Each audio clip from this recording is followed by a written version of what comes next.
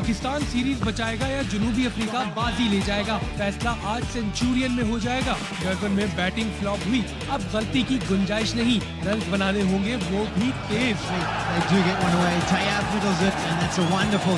बाबर की फॉर्म का सबको इंतजार, T20 में मिड सेंचुरी बनाए 10 इनिंग्स गुजर गई। ओपनिंग कॉम्बिनेशन में भी तब्दीली का इम्कान, साइम अयूब बाबर या रिजवान के साथ शुरुआत कर सकते हैं। सुपर स्पोर्ट्स पार्क में पाकिस्तान नाकाबिले शिकस्त, जनूबी अफ्रीका के खिलाफ 4 मैचेस खेले, सब जीते। सेंचुरियन में प्रोटियास का रिकॉर्ड खराब, मेजबान टीम सिर्फ 6 और मेहमान टीमें 9 मैचेस जीती। सेंचुरियन में टॉस जीतने वाली टीम भी ज्यादा मैचेस जीती, इसलिए टॉस का किरदार भी अहम होगा।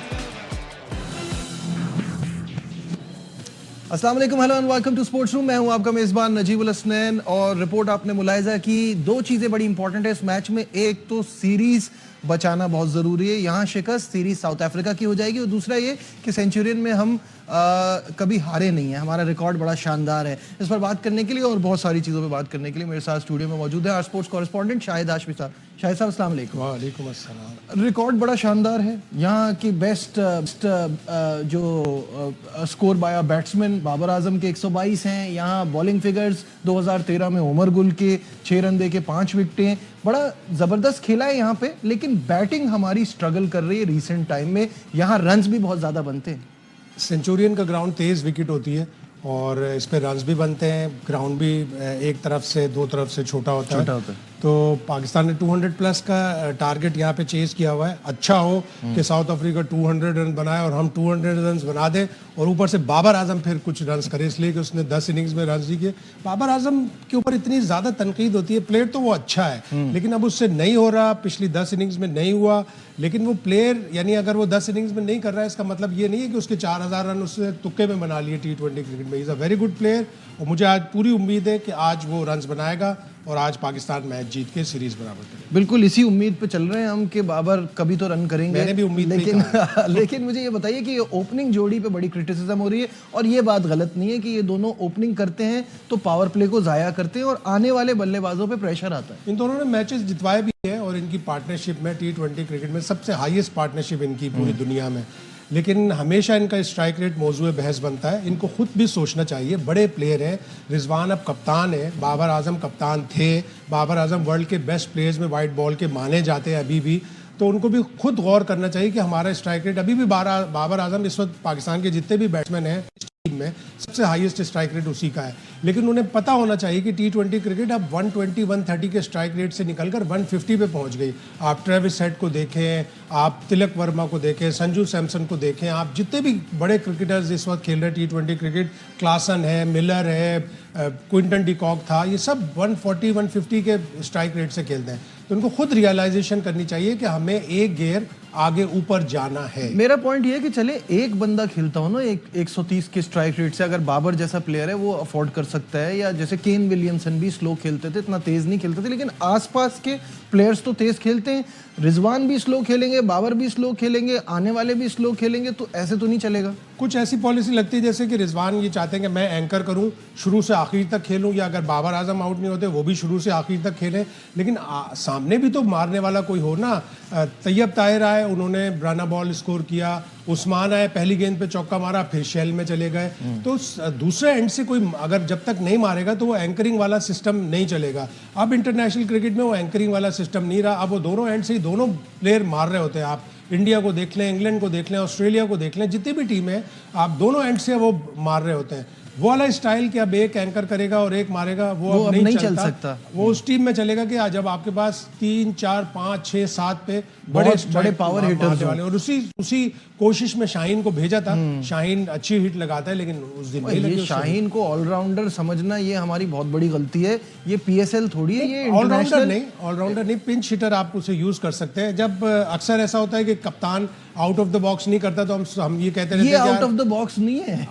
आउट ऑफ ये तो इसकी तो सेंस ही नहीं बन रही ना कि आप इरफान खान वगैरह खुद ऐसा कौन सा PSL में बड़े ऐसे स्कोर किए। मैं यही कह रहा हूँ PSL नहीं है ना, PSL नहीं है, इंटरनेशनल क्रिकेट है। लेकिन आप जब तक ट्राई नहीं करेंगे तो आप कब तक डेवलप नहीं करेंगे। आप ये बायलैटरल सीरीज इसीलिए है ना कि आप अपने प्लेयर्स को डेवलप करेंगे। आपने चांस लिया नहीं क्लिक किया। अगर अभी हम यहाँ बैठे होते, शाहीन ने 2-3 छक्के मार दिए होते तो सब वाह वाह कर रहे होते। तीसरी बार हुआ है शायद भाई इंटरनेशनल क्रिकेट में हमने शाहीन को भेजा और नहीं हुआ। और दूसरा, इरफान खान भी तो तेज खेलने वाला ही खिलाड़ी है ना, ऐसा नहीं है कि नीचे स्लो आ रहा है। बैट्समैन है, होना तो यही चाहिए था कि इरफान ऊपर आते और शाहीन थोड़ा नीचे आते, लेकिन उन्होंने सोचा कि आस्किंग रेट बढ़ रहा है और वो बढ़ाने वाला भी कप्तान ही था। अच्छा मुझे बिल्कुल सही। अच्छा मुझे एक बात बताइए, अब वो उस पॉइंट की तरफ जा रहे हैं। पाकिस्तान टीम का तो मसला ये है ना कि आप किसी की तारीफ कर दें तो वो अगले दिन आगे ऐसा काम करता है कि आप कहते हैं मैंने ही गलती की तारीफ करके। हम ऑस्ट्रेलिया में रिजवान की कप्तानी की बड़ी तारीफ कर रहे थे, अब वो वाली अब वनडे में अब वो क्रिटिसिज्म आ रहा है कि रिजवान भी वैसे ही कप्तान है जैसे बाबर। जो बातें चल रही थी कि इनको बनाए या इनको बनाए, एक ही बात है। ये जब ओपनिंग जोड़ी दोबारा से गई है पहले मैच में तो वही चीज़ फील हो रही है। हाँ, होना तो यही चाहिए था। और कोच जो बैठे हैं डग आउट में, उनका भी हमेशा से यही ओपिनियन रहा कि रिजवान और बाबर को हर जगह उन्होंने यही कहा। आइडियली तो ये था कि साइम और बाबर आजम या साइम और रिजवान ओपन करते, लेफ्ट राइट का कॉम्बिनेशन भी एक होता आपका। और अभी आपके पास ऊपर टॉप ऑर्डर में उस्मान खान हो गए, तैयब ताहिर हो गए या इरफान हो गए, आपके पास लेफ्ट हैंडर भी नहीं है। शायद एक वजह ये भी हो कि शाहीन को इसलिए ऊपर भेजा था कि लेफ्ट हैंडर एक आ जाए, तो लेफ्ट हैंडर आपके पास अभी कोई नज़र नहीं आ रहा। अगर होता या इरफात मिन्हाज को आप लेके गए थे, वो अच्छा हिटर है, आप उसको एक आध मैच तो खिलाते। अब तक तो एक जिम्बाब्वे में उसे मैच खिलाया, उसके बाद उसको कोई मैच। तो पाकिस्तान की T20 क्रिकेट ना बड़ी कंफ्यूजिंग है, समझ नहीं आ रहा ये कैसे ठीक होगी और कैसे हम दुनिया की टॉप टीमों के लेवल पे जाएंगे। टाइम ले रहे हैं हम बहुत ज़्यादा। और अब हमें मतलब जाहिर है अगर अगला T20 वर्ल्ड कप खेलना है तो एक आध सीरीज और आपके पास है, आप एक्सपेरिमेंट कर सकते हैं, लेकिन आपको एक सेट प्लान के साथ जाना पड़ेगा। चाहे आप उस सेट प्लान में अपने प्लेयर्स चेंज करते रहे, लेकिन प्लान एक सेट होना चाहिए। आज क्या चांसेस देख रहे हैं? अच्छे चांसेस है। अगर सेंचुरियन में एक वाइब आती होगी पाकिस्तान टीम को कि हम यहाँ पे हमेशा जीते हैं, बॉलिंग भी अच्छी की है, बैटिंग भी अच्छी की है, बैक टू द वॉल्स है, हम पिछला मैच 11 रन से हारे हैं। थोड़ा सा मिडिल ओवर्स में अगर हम तेज़ खेलते, 14वें ओवर में 4 रन आए, 15वें ओवर में 3 रन आए, वो बड़े क्रूशल ओवर्स थे। और उसके बाद पावर प्ले के बाद 7, 8, 9, 10 ओवर, 7, 8, 9, 10 ओवर में आप ओवर में आप चाहे बाउंड्री या छक्का ना लगाएं, लेकिन एटलीस्ट 10 से 11 रन तो बनाए ना, जो आपको कम से कम उसमें लेके जाएं। अगर आप उन 4 ओवर में सिर्फ 23 रन बनाएंगे तो आप फिर पीछे चले जाएंगे। बिल्कुल सही है। ब्रेक पे जाने से पहले आज की बड़ी इंपॉर्टेंट खबर है कि इमाद वसीम ने इंटरनेशनल क्रिकेट से रिटायरमेंट का ऐलान कर दिया है। उन्होंने सोशल मीडिया में एक पैगाम में कहा कि पाकिस्तान के लिए खेलना सबसे बड़े एजाज़ की बात थी। हर लम्हा जो उन्होंने पाकिस्तान के लिए खेला है वो नाकाबिले फरामोश था। इमाद वसीम ने T20 वर्ल्ड कप से पहले रिटायरमेंट का ऐलान कर दिया था और फिर वो वापस आ गए थे T20 वर्ल्ड कप में। वहाँ परफॉर्मेंस इतनी अच्छी नहीं रही और इंडिया वाले मैच में तो काफ़ी हद तक इनको ब्लेम भी किया गया। कैसा देखते हैं इमाद वसीम के करियर को? मुझे ऐसा लगता है कि बहुत कुछ अचीव कर सकते थे। अंडर अचीव किया है। इमाद ने अच्छा प्लेयर था, कुछ उसको फिटनेस के इश्यूज रहे, कुछ उसके एटीट्यूड का लोगों ने शिकायत की, कुछ उसके साथ सिलेक्शन कमेटी ने भी ज्यादती की। वो ओडीआई का बहुत अच्छा प्लेयर था। ओडीआई में उसका एवरेज 42-43 है। T20 में उसकी इकॉनमी 6 है, जो कि एक अच्छे स्पिनर के लिहाज से अच्छी इकॉनमी है, लेकिन रेगुलर क्रिकेट नहीं खेली। पाकिस्तान को वो कुछ नहीं दे सका जो कि देना चाहिए था। और एक पाकिस्तान ने गैम्बल किया था कि T20 वर्ल्ड कप में उनको लेके आए, लेकिन वो मकसद अचीव नहीं हो। और स्पेशली वो इंडिया वाला मैच, अगर इमाद वसीम वहाँ अच्छी बैटिंग करके 15 बॉल में गालिबन 23 रन बनाए थे उसने, अगर वहाँ पे वो मैच जितवा देता तो सब लोग उसको हीरो मान रहे थे। कुछ पता नहीं था कि आज कप्तान भी होता, कुछ भी हो सकता है, जाहिर है। यहाँ लेते हैं एक छोटा सा कमर्शियल ब्रेक, कहीं will be right back.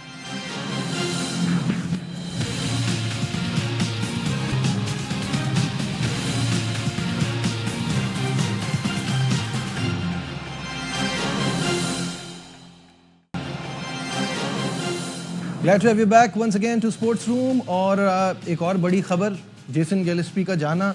Shahid साहब ने तो कल ही बता दिया था। शाहिद साहब वो लग ही रहा था टिम नील्सन के जो कॉन्ट्रैक्ट को एक्सटेंड नहीं किया था, तो उसके बाद पता था कि वो अब रिजाइन कर देंगे और वो रेजिग्नेशन एक्सेप्ट भी हो गया और इंटरिम कोच आकिब जावेद को बना दिया गया है।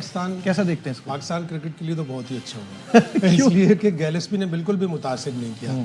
आप पाकिस्तान के कल्चर से, पाकिस्तान के पिचों से, पाकिस्तान के प्लेयर्स से बिल्कुल भी वाकिफ़ नहीं थे। आपने टाइम नहीं दिया, आप आए, आपने बड़ा कहा कि मैं तो डायरी लेके लिख रहे, एक एक आदमी का नंबर एक एक चीज़ लिख रहे हैं, लेकिन उसने बिल्कुल भी इम्प्रेस नहीं किया। और स्पेशली बांग्लादेश वाली सीरीज़ में आइडिया हो गया मुझे 2 टेस्ट मैच देखकर कि ये बिल्कुल फारिग कोच है। और उसने जिस तरह अडॉप्ट की हिकमत अमली के नियम, पेस पिचों पे दोनों टेस्ट मैच बांग्लादेश से जीत जाएंगे, हमारे पास स्पिनर्स नहीं है, उसको जो फीडबैक दिया और उसमें फीडबैक में अजहर महमूद का भी था कि अजहर महमूद ने ऑन रिकॉर्ड कहा कि पाकिस्तान में स्पिनर्स नहीं है और अगर हैं भी तो इतने फिट नहीं है कि वो टेस्ट क्रिकेट खेल सकें।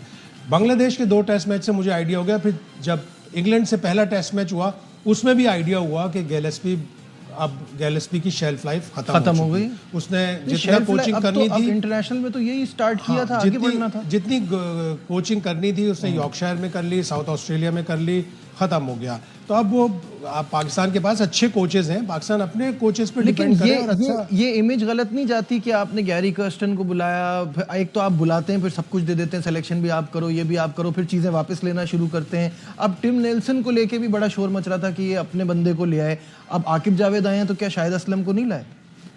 होता है कि जिस आदमी को अपने लोगों के ऊपर एतमाद होता है। शाहिद असलम की हर प्लेयर तारीफ भी करता है कि जिस तरह वो थ्रो डाउन करते हैं, जिस तरह वो मेहनत करते हैं। कोच और थ्रो डाउन में तो बड़ा वो है ना। जाहिर है आप बैटिंग कोच किसी और को लेके आए ना, किसी बड़े प्लेयर को लेके आए। अब आपने मोहम्मद यूसुफ के साथ भी ट्राई कर ली, यूनुस खान के साथ भी ट्राई कर ली। आप मतलब एक कंसिस्टेंसी नहीं होती ना। अगर यूनुस को लाए थे तो यूनुस को लंबा रखते, यूनुस एक ग्रेट प्लेयर है। यूसुफ को लाए थे तो यूसुफ को रखते, वो एक ग्रेट प्लेयर है। उसको आपने सिलेक्शन कमेटी में डाल दिया, बैटिंग कोच भी बना दिया, जूनियर सिलेक्शन कमेटी में भी डाल दिया, जूनियर टीम का हेड कोच भी बना दिया। इतने सारे ना दें आप, एक पोस्ट दें और उसमें कंसिस्टेंसी से काम करें। ये आपने अंडर 19 का हाल किया हुआ है, 5-6 कोच आपने बना दिया। अब दूसरी टीमों को देखें, 3-3 साल उनके कोच रहते हैं जो अंडर 19 के एक प्लेयर को जानते हैं। अच्छा मुझे एक बात बताइए, अब ये अबूरी तौर पे तो आकिब जावेद को बना दिया, आगे आप क्या देख रहे हैं? अब ये फिर इंटरनेशनल की बात कर रहे हैं। इंटरनेशनल मार्केट में अब कोचेज इतने हैं नहीं। जितने भी बड़े कोचेज हैं वो सब T20 लीग्स करते हैं, साल की 3 लीग करते हैं, 6 महीने आराम करते हैं, फैमिली के साथ टाइम गुजारते हैं और बैंक बैलेंस भी उनका ठीक ठाक बढ़ा हुआ होता है। आपको अगर कोई फर्स्ट क्लास लेवल पे ऑस्ट्रेलिया का जैसे 2-1 कोच बहुत अच्छे हैं लेकिन वो भी आने के लिए तैयार नहीं होते। आपने एडम वोजिस को किया था कांटेक्ट, उसने मना कर दिया। वो 2 साल से वेस्टर्न ऑस्ट्रेलिया को 3 टाइटल दिलवा रहा है। वो अच्छा कोच है। और भी बहुत से कोचेज हैं लेकिन कोई आने को तैयार नहीं होता। और अब इन चीजों के बाद और भी पाकिस्तान का इमेज बिल्कुल सही है। जल्दी से अब बात कर लेते हैं गैबर टेस्ट की, जहां पे हिंदुस्तान क्या कमबैक कर पाएगा। जो इंडियन ग्रेट सुनील गावस्कर का ये मानना है कि पहले टेस्ट मैच के बाद जो 10 दिन का गैप आया उससे मोमेंटम टूटा। क्या आप इस बात से एग्री करते हैं? अब वो कहते हैं अब मोमेंटम ऑस्ट्रेलिया की तरफ है। कभी कभी होता है लेकिन पिंक बॉल में जो ऑस्ट्रेलिया की डोमिनेशन है वो उन्होंने बता दिया कि एडिलेड में उनकी पिंक बॉल की डोमिनेशन है। 12 में से वो एक ही टेस्ट मैच हारे थे, वो 13 में एक ही टेस्ट मैच हारे हैं, उन्होंने डोमिनेट किया। हैजलवुड वापस आ गया है। ब्रिस्बेन की पिच हमेशा फास्ट होती है लेकिन इंडिया को एक याद अगर रखे कि वो पिछली सीरीज में उन्होंने वहाँ पे सीरीज डिसाइडिंग टेस्ट मैच जीता था। अगर उसको याद करके करेंगे, दोनों टीमों की बैटिंग स्ट्रगल कर रही है, बॉलिंग अच्छा कर रही है, तो जो टॉस जीतेगा उसके लिए भी एक बड़ा एडवांटेज हो जाता है कि जो डिसीजन होता है पिच को देखकर। तस्वीरें जो आ रही हैं वो तो बड़ी हरी भरी लग रही है। जाहिर है पिच तो ब्रिस्बेन की हमेशा तेज। और वहाँ आपको लगता है ये आकाशदीप को मौका मिलेगा? अगर वो ये देखेंगे कि पिच तेज है और वाकई घास धोखा नहीं दे रही, घास वाकई घास है, अक्सर ऐसा होता है, अक्सर ऐसा होता है, तो वो डिसाइड करेंगे कि फिर जाहिर है स्पिनर की जगह एक फास्ट बॉलर और खेलें। ठीक है, बहुत बहुत शुक्रिया शाहिद हाशमी साहब। हमारे तमाम जो टॉपिक्स थे उस पर हमने डिटेल में बात की। उम्मीद करता हूँ प्रोग्राम आपको पसंद आया होगा। दीजिए अपने मेज़बान नजीबुल हसनैन को इजाज़त। अपना बहुत ख्याल रखिए। अल्लाह हाफ़िज़।